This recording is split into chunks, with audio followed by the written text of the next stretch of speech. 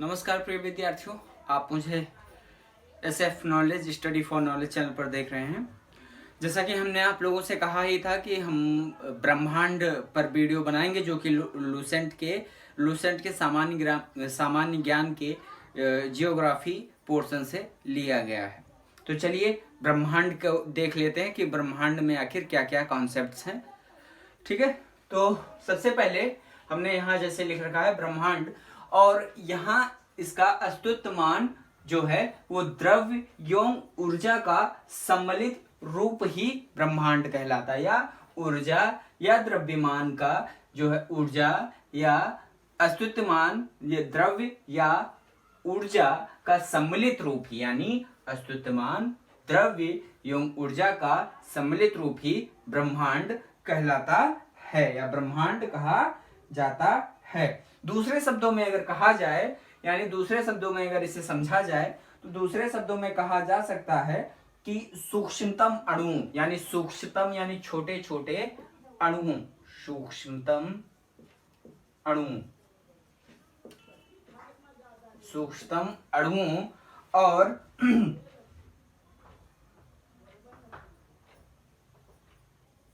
सूक्ष्मतम अणुओं से लेकर के महाकाय, ठीक, महाकाय का मतलब क्या हो गया, बहुत बड़े, ठीक है। तो सूक्ष्मतम अणुओं से लेकर के महाकाय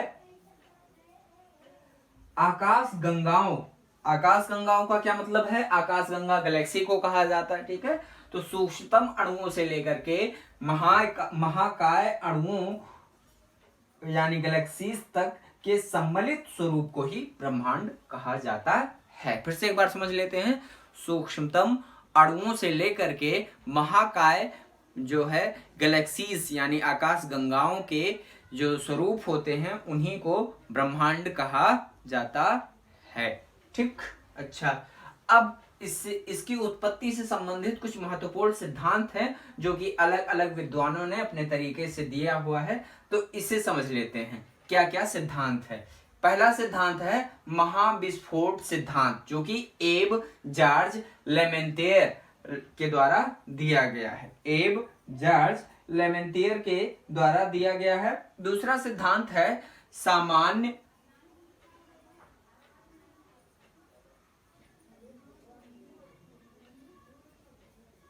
यहां हमने पूरा नहीं लिखा है, होना चाहिए था सामान्य अवस्था,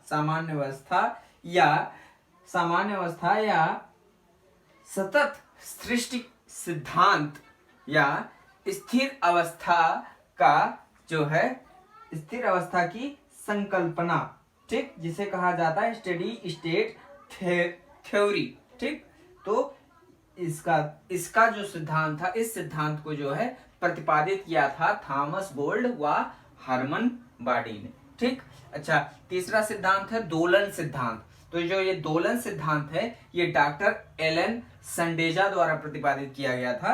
और अगला चौथा सिद्धांत है स्फीति सिद्धांत, ये एलन गुथ द्वारा प्रतिपादित किया गया था। यानी पहला सिद्धांत महाविस्फोट सिद्धांत एब जॉर्ज लेमेंतेयर द्वारा सामान्य अवस्था या सतत सृष्टि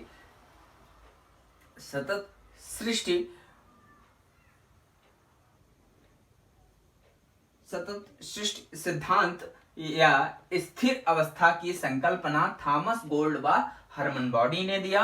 दोलन जो सिद्धांत था उसे प्रतिपादित किया डॉक्टर एलन संडेजा ने।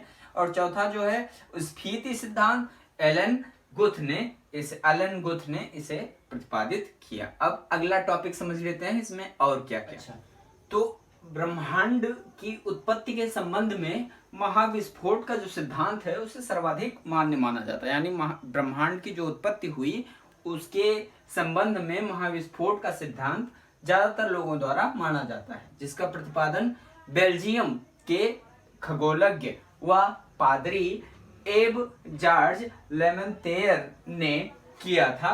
और बाद में, यानी उनका नाम क्या था ये भी ध्यान देने योग्य बात है, एब जॉर्ज लेमेंतेयर, ठीक। एब जॉर्ज लेमेंतेयर ने सर्वप्रथम इसका जो है प्रतिपादन किया था। बाद में रॉबर्ट बगोनेर ने इसकी व्याख्या की, ठीक, इसकी व्याख्या जो है रॉबर्ट बगोनियर ने की और इसका प्रतिपादन जो किया उस प्रतिपादन एडवर्ड लेमैत्रे ने किया। अच्छा, तो महाविस्फोट सिद्धांत के अनुसार, यानी महाविस्फोट का जो सिद्धांत है उसके अनुसार क्या क्या बातें हैं यहां हमने लिख रखा है। सबसे पहला समझ लेते हैं, आरंभ में जो सभी पदार्थ थे, जो ऐसे पदार्थ जिनसे जो है ब्रह्मांड की उत्पत्ति हुई, वो सारे पदार्थ जो है अति लघु गोलक यानी अत्यंत लघु यानी छोटे गोलक थे और एकाकी परमाणु के रूप में एक जगह यानी एक स्थान पर स्थित थे। ठीक, जिसका आयतन अत्यधिक सूक्ष्म था, आयतन जो है उसका बहुत ज्यादा छोटा था। ठीक, और तापमान और घनत्व जो था इसका, तापमान यानी टेम्परेचर और घनत्व जो था इसका वो अनंत था। ठीक, अच्छा, दूसरा बिंदु समझ लेते हैं, अत्यधिक संकेंद्रण के कारण से बिंदु का विस्फोट हुआ। ठीक, जिससे महाविस्फोट ब्रह्मांडीय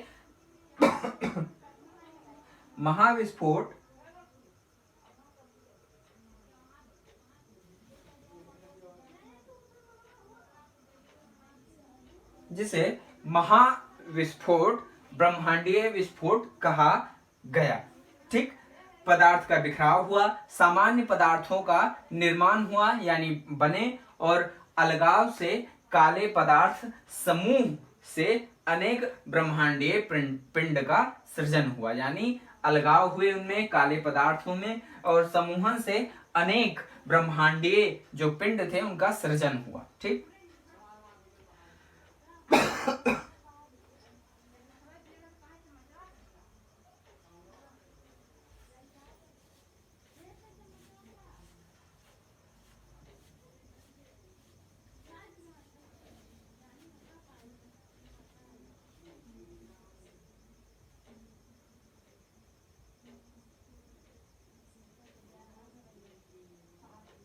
इस प्रकार कहा जा सकता है ब्रह्मांड की उत्पत्ति हुई और वह उसका निरंतर विस्तार जो है वो अब जारी है। तकरीबन 13.7 अरब वर्ष पहले यह घटना हुई थी जब ब्रह्मांड की उत्पत्ति हुई थी, यानी अत्यधिक संकेंद्रण के कारण से बिंदु का विस्फोट हुआ।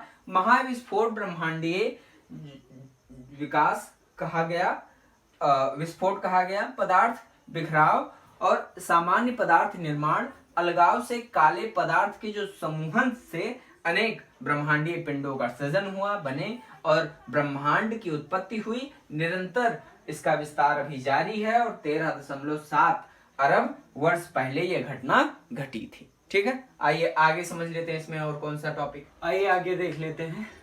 ब्रह्मांड के निरंतर विस्तार के साक्ष्य जुटाने में एडविन हम्बल का योगदान उल्लेखनीय है और ब्रह्मांड के निरंतर जो विस्तार के साक्ष्य के रूप में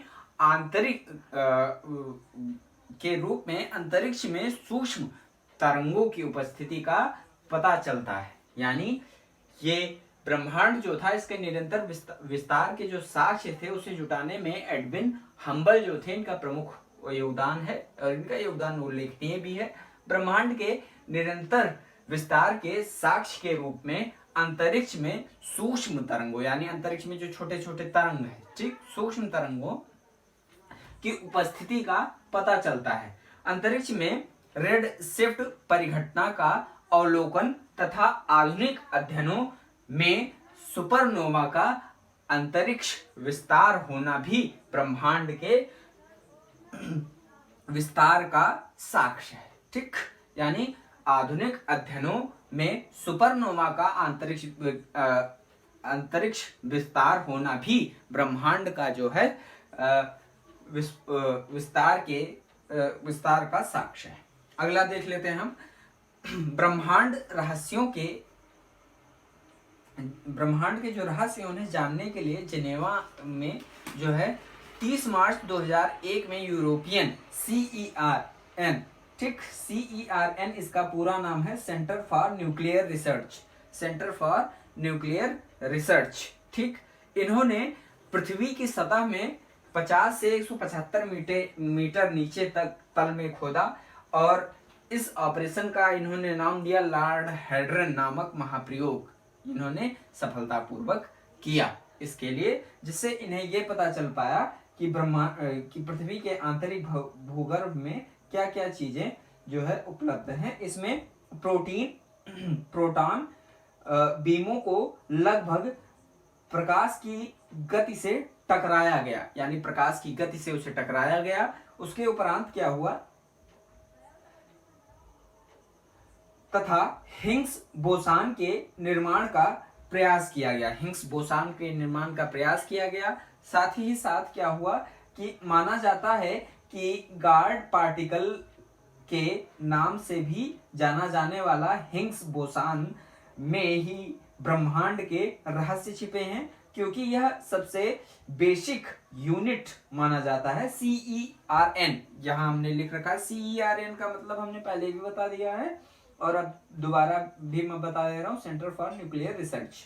ठीक, तो इसका जो है गॉड पार्टिकल के रूप में नाम से जाना गया, सबसे बेसिक यूनिट माना गया। CERN ने 4 जुलाई 2012 को हिग्स बोसान से मिलता जुलता एब एटॉमिक पार्टिकल की खोज करने में सफलता प्राप्त की और इससे ब्रह्मांड के रहस्यों को जानने में मदद मिली। यानी बेसिकली इस खुदाई से क्या हुआ, इस CERN के ऑपरेशन से क्या हुआ, रिसर्च से क्या हुआ, तो इससे ब्रह्मांड के जो हैं रहस्यों के बारे में हमें जानने को मिला। ठीक है, ब्रह्मांड का हमने एक जो है हमें महत्वपूर्ण लगा, या वीडियो अगर आगे बढ़ाएंगे तो और ज़्यादा बड़ा हो जाएगा और समय की जो है हमें इजाज़त नहीं दे रहा समय कि हम और आगे तक चलें और आगे तक बढ़ाएं आपका जो है ये वीडियो। तो हम प्रयास कर रहे हैं कि आप इस वीडियो का, इस टॉपिक का हम पार्ट 2 भी लाएंगे और ये टॉपिक यहीं पर हम ख़त्म करते हैं, समाप्त करते हैं। अगर आपको हमारे द्वारा किया जा रहा प्रयास अच्छा लग रहा है तो आप इसे अवश्य सराहें। आपकी प्रतिक्रिया हमारा मनोबल बढ़ाती है और जैसा कि आप लोगों को पता ही है, आपकी सफलता ही हमारा प्रयास है। बहुत बहुत धन्यवाद आपका, आप यहाँ तक बने रहे।